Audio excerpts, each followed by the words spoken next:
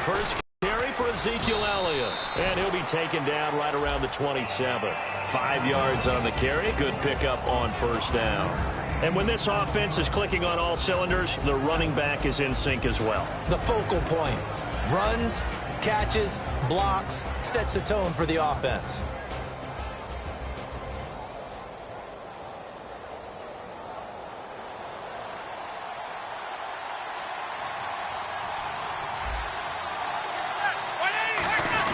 They go to Elliott again, and they'll bring him down after just a short pickup. Still a couple yards short of the first as the 3-yard gain brings up a third down.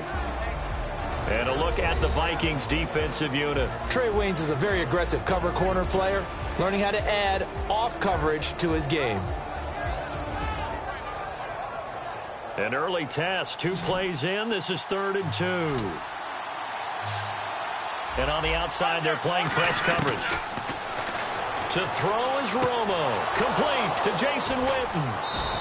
A gain of 19 and picking up the first. And another reception by Jason Witten. All reliable for Tony Romo. You know what they say, partner. Once you get your first 1,000 catches, it's all gravy after that. Yeah, one of 2 tight ends. He and Tony Gonzalez in the 1,000-catch club in the tight end department.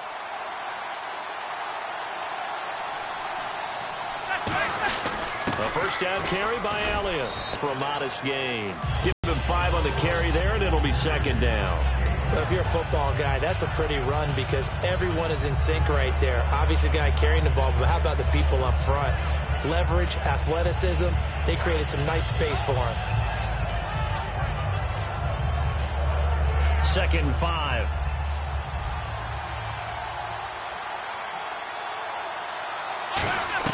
To throw on 2nd down is Romo. And Beasley with it over the middle. That one goes for 13 yards, and it moves the sticks. It's a nice completion, a little bit of run after catch as well to create the yardage that they got. But it is so tough to cover that route, the drag route, because they run it at varying speeds. Because the key is to create hesitancy on the defender's part. Always so empathetic for those DBs, aren't you? Oh, it's a screen pass. That's complete. No gain, and it's 2nd down. So nothing there on the screen that time. That means all that great acting they tried on offense went for naught, didn't it? Because you have to try and influence them. Make them think that you're doing something else. Make them think that they can get to the passer by letting them by and then setting up the screen and getting downfield. Didn't happen at all. Give a lot of credit to the defense for not tumbling to that one. And 15 yards there on the catch and run. And the pocket's been protected pretty good here so far on the opening drive. We always talk about confidence in runners and catchers and quarterbacks. How about the protection detail? They're not allowing anyone near the guy throwing the football.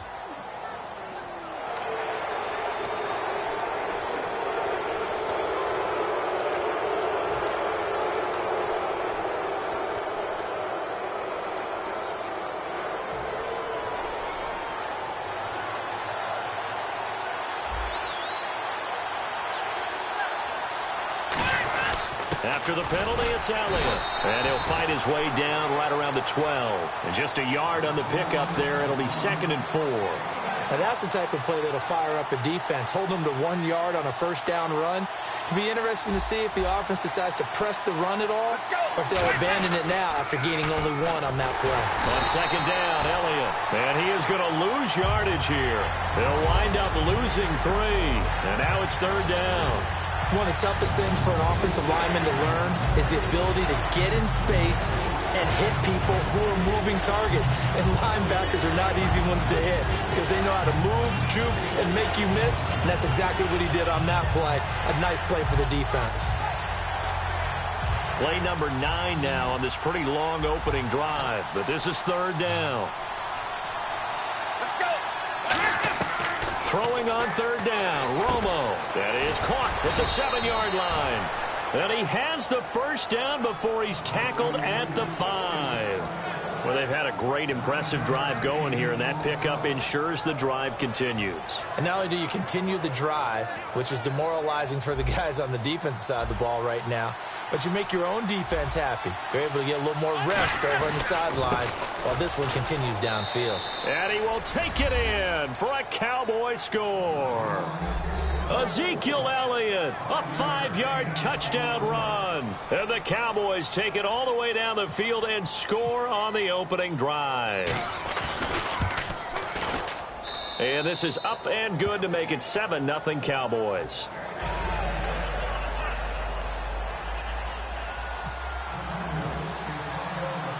Bailey now to kick it away after the touchdown. That's fielded in the end zone. And he'll get across the 20 before he's brought down at about the 23-yard line.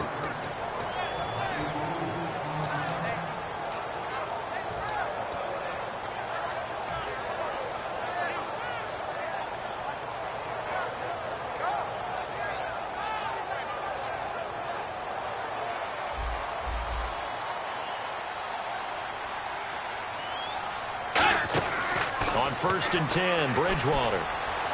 Well, he's going to take, and that's caught inside the 35. Touchdown, Vikings. Cordero Patterson, 77 yards. And the Vikings are an extra point away from tying this thing up. Partner, one of the cardinal rules of defense is that if you're in position to make a tackle, you need to make it. Well, and if you can't make the tackle before that, you just got to knock that ball down, right? Yeah, something has to happen because we saw the end result there. Missed tackle, he goes all the way and takes it for a touchdown. Blair Walsh on to attempt the extra point. It's good, and we're all tied at 7 apiece.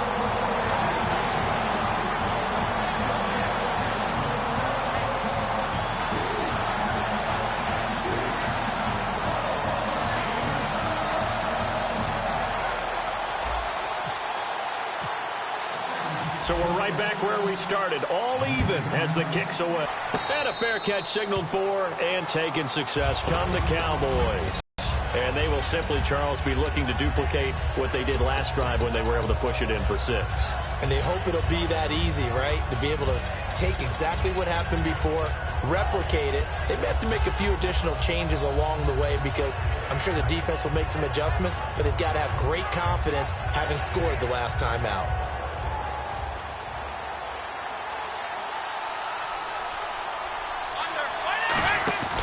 They start on the ground with Elliott.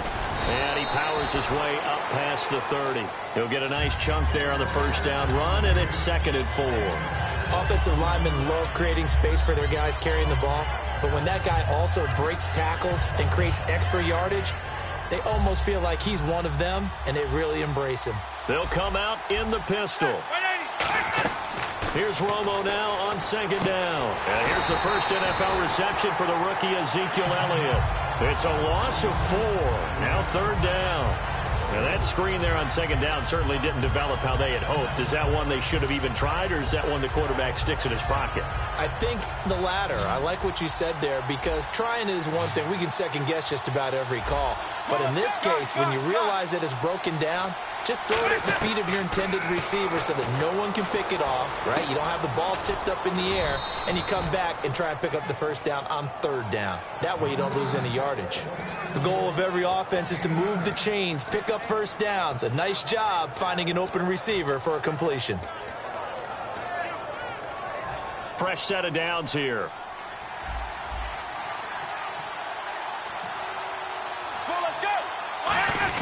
They'll try and run with their fullback. And he'll be brought down just shy of the 45. It's a 7-yard carry to set them up with a 2nd and 3. And that looked like some pretty easy yardage there right up the gut. And he's a guy that has some height to him. So when you don't have to drop a shoulder or create or get through contact or trash, makes it a lot easier to stay upright, see the field, and make a run as we just saw there. And they went the wrong way there. Losing yardage back at the 43-yard line.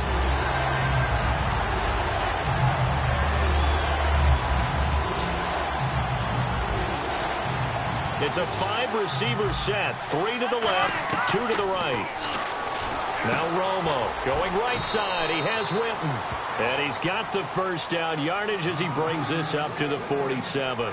Sitting alongside Charles Davis, I'm Brandon Gaudin as it is Cowboy football to begin quarter number 2. And they've got it here with a first down.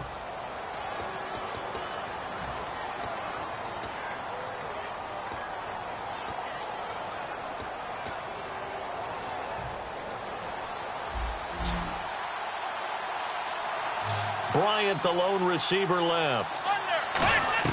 Now Tony Romo on first down. He couldn't quite hold it. Got hit. Ball pops out. Incomplete. All right, Charles, let's go off the script here real quick. Week 3 of the preseason, so many people point to that, say how vital it is. What do we take away from week 4 of the preseason? Well, we know this is where certain guys make the team, right? Those last position battles.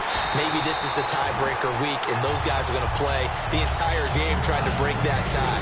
Some coaches will have veterans who haven't played much at all, that they want to get on the field a little bit before the regular season begins. They may play them in a little bit of a, an audition sort of a deal, try and get them loose.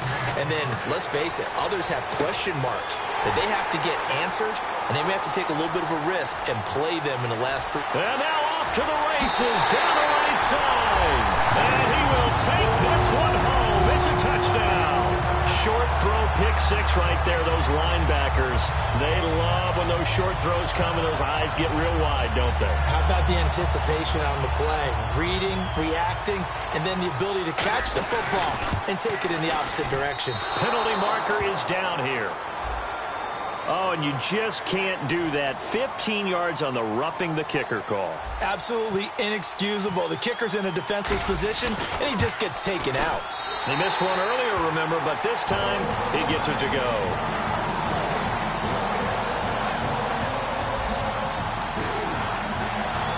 So they throw the pick 6. They'll get another shot at it now as this one's in the air.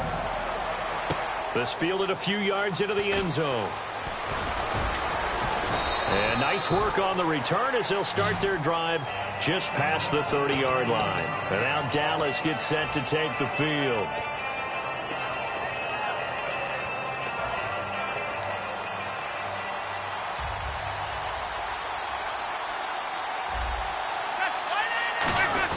And now a carry here for their fullback. And he'll get this up only to about the 33. 2 yards on the pickup there. It'll be 2nd and 8. Now, that's the defense that they were looking for, being able to get extra bodies to the point of attack to deal with the big guy carrying the ball. You really don't want to be in a position where it's a one-on-one tackle with him. 2nd down following the run. They come out here in the eye. They stay on the ground, but this time it's Elliott. And he'll get this up to about the 40. Good work to pick up 7 yards there. That gets him into a 3rd and 1 situation. I know the toss play begins with the guy taking the snap and turn around and tossing it to the runner. But where the real intrigue is, can they seal the edge? Whether it's an offensive tackle or a tight end in the direction they want to run the football. If they do that, that's the result that you get, that type of a gain. If they don't, oftentimes it's not a very successful play. 3rd down and 1.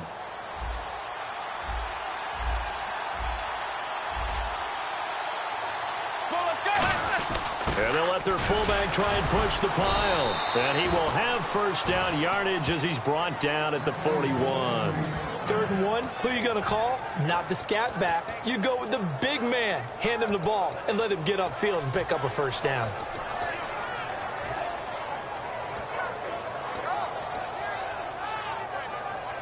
So the run gets them the 1st, and now they operate with a fresh set of downs. 10th carry now for Elliott.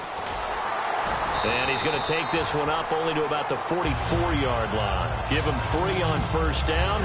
It'll set up a 2nd and 7. Well, so many times we look at a short run and we praise the offense for trying to set the tempo and establish things. But the defensive guys, hey, they just won the battle there. It wasn't a big run given up. They don't always have to absorb the body blows. Sometimes they dish them out themselves. And this one caught by Dez Bryant.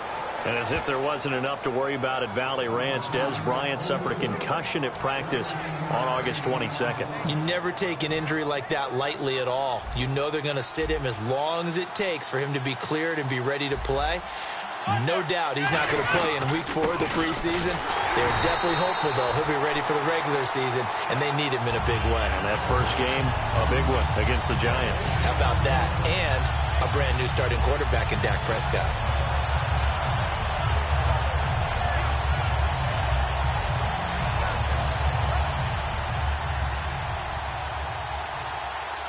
Again, we'll see the pistol here. On second down, here's Romo. No, he almost had it. Already with one interception, just missing his second there. A pretty rocky start in this game for the guy throwing the ball. Already has thrown one interception. Almost threw a second one right there. All he's doing right now is giving the defense a whole lot of confidence. Now play number 7 of the drive as they're looking at a 3rd and 10. It's a 5-receiver set. 3 to the left, 2 to the right. Romo looking for his tight end, Witten, and it's intercepted. Xavier Rhodes with a pick. And his guys are going to take over at the 34-yard line. And now out comes Minnesota. And last time the formula was long past that. Maybe they just want to do that again, right? And that's exactly how you want to draw things up. Whether it's on your grease board, right, in your playbook, one-play drives, exactly what you want on offense. But they have to be careful of is not having a letdown. It was real easy last time. They can't expect that going forward. And we'll see if it's that easy here. Following the interception. Now he's hit, and Bridgewater loses the football. And his guys are going to get the football at the 28-yard line. And now Dallas gets set to take the field. And 2 interceptions already here in this first half. That's got to affect him a little bit, right? He's got to be thinking about it. He's got to be thinking about it, but most of the good ones, they find a way to put it aside. They're not happy about it by any stretch of the imagination. They find a way to put it aside and continue to play their game. Can he put it aside? Let's find out.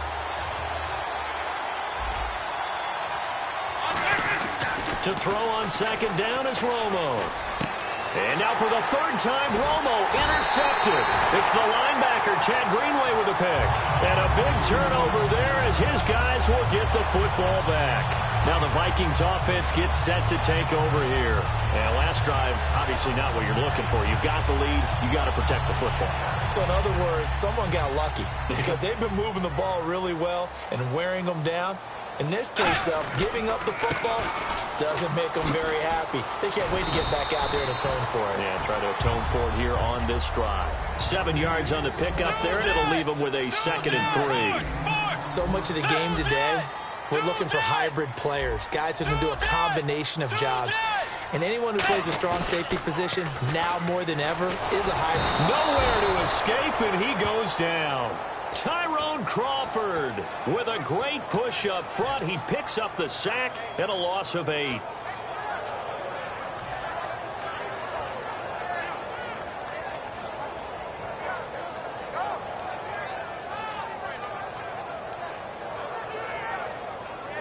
And now we're circling here around the 2-minute warning. This is a setup play, trying to get one last one in before the clock warning.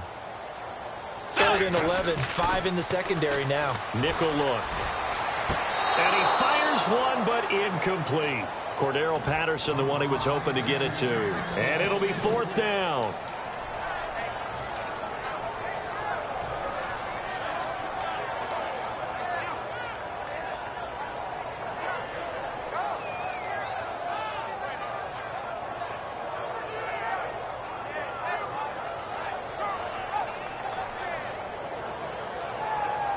And they'll try for it here on 4th.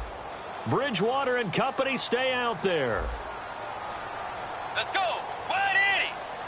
Tiger. Tiger. Do Jet. They're indeed going for it. Bridgewater. And finding Pruitt. 1:59 to go in the first half. More from Minneapolis after this. 1st down and 10 now for the offensive group. Now a play fake here on 1st down. And it pops free. The collision there jarred the ball loose and brings up 2nd down. So, Charles, while we have a moment, getting late in the preseason, a lot of people point to Week 3 as one to watch. What caught your eye in Week 3? Well, when I watched San Diego play and saw Melvin Gordon, he looks like the Melvin Gordon we saw coming out of college. Another explosive run. He looks sharp. He looks quick. He looks much more confident and especially healthy after the offseason knee surgery. Teddy Bridgewater looked pretty good too, didn't he? And what I liked about him, and I agree with you totally, is the ability to push the ball downfield, because that's what they plan to work on the entire offseason. In fact, that's all we've talked about. Can they get the ball vertically downfield to help out with Adrian Peterson in the backfield? And Teddy Bridgewater's made great strides in that area. Bridgewater on 3rd and 2. And he's able to find Diggs. They get 9 yards there, and they get a first down. So he makes